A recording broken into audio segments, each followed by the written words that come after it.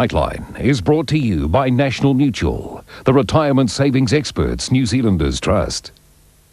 This is Nightline with Leanne Malcolm. Tonight, ugly scenes as students protest against changes to university fees. Mystery surrounds a fire that ripped through an Auckland school.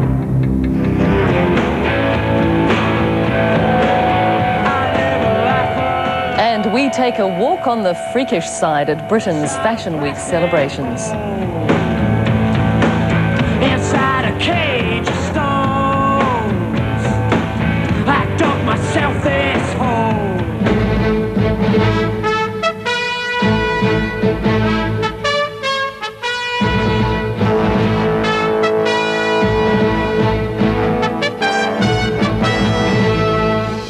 Kia ora, good evening. Students are still protesting tonight outside Auckland University's registry office. Tents have been pitched as the students prepare to stay overnight. It follows a day of angry clashes between students and police, all part of a nationwide day of action against the government's plans for tertiary education. Hey, stop it! What started off as a peaceful protest rapidly changed. Scores of students tried to scale the stairway into the university registry building. Animals! Animals! Animals! Animals! The students had been warned they were trespassing, and when they refused to leave, the arrests began.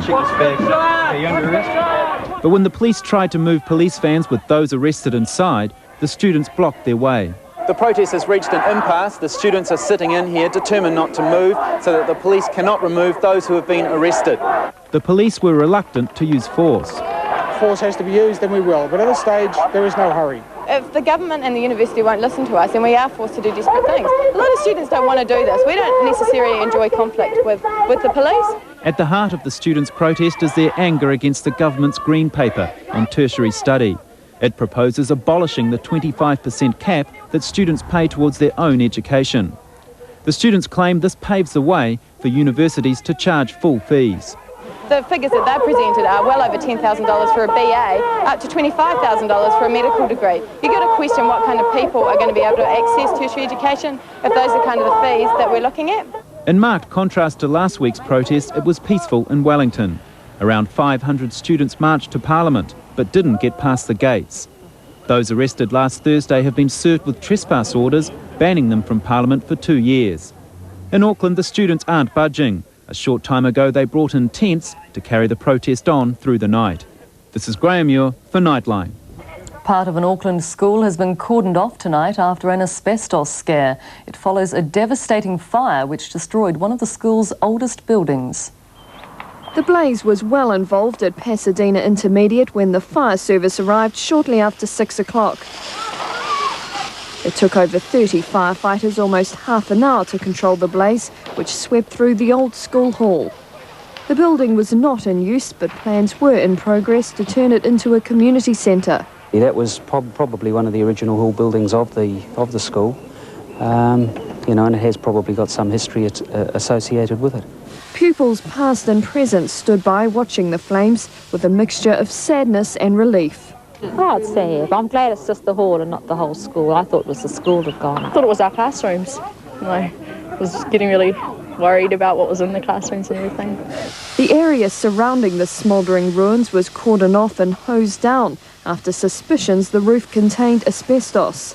And the asbestos wasn't the only risk. One firefighter was taken to hospital. We had one firefighter on the initial crew.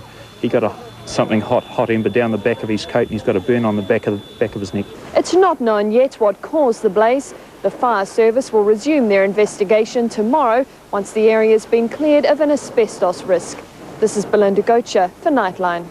Our clean green image has been trashed with the release of a report detailing decades of environmental damage. The evidence took 4 years to collect and can't be dismissed as rubbish.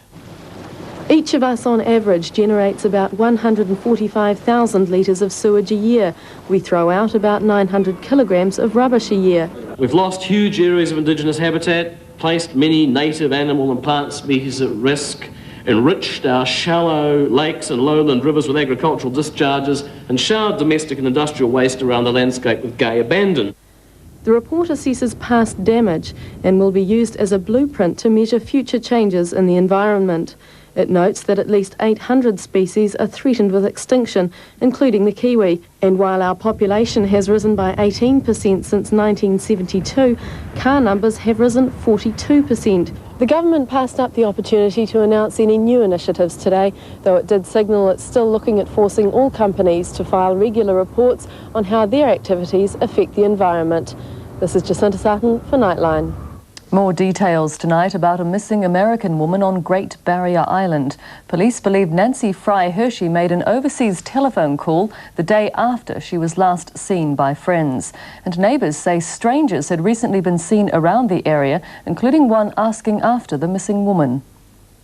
Mary Haig is one of many island residents worried by the sudden disappearance of her good friend.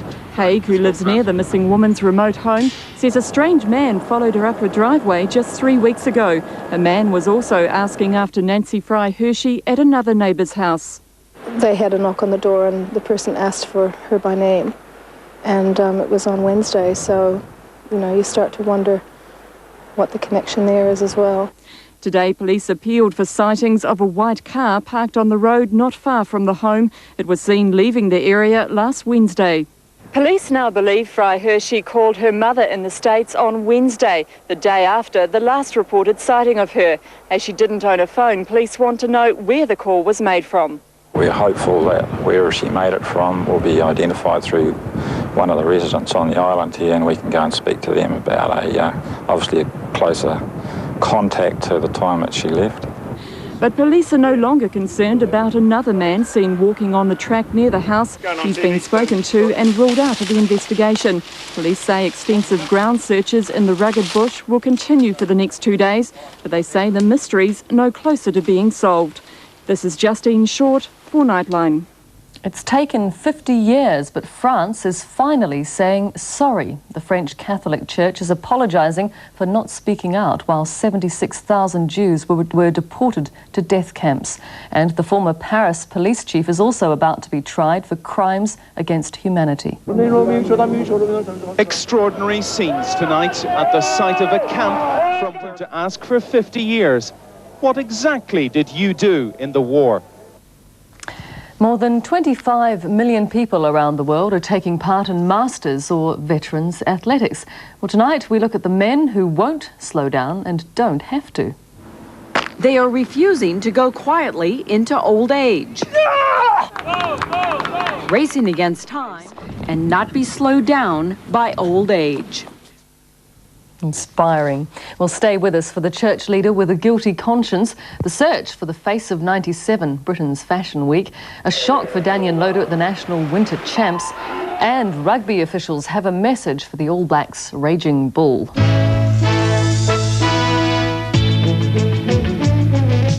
Life's just not fair when you're a teenager. I'm grounding you for just 1 weekend. I don't believe this. I'm missing the Smashing Pumpkins. Bomber T. Jones III. But with a little cunning. Is that a plant I smell? Things could start looking up. No risk, no rock. Billy Corgan, here I come. Just don't get caught. All your vehicles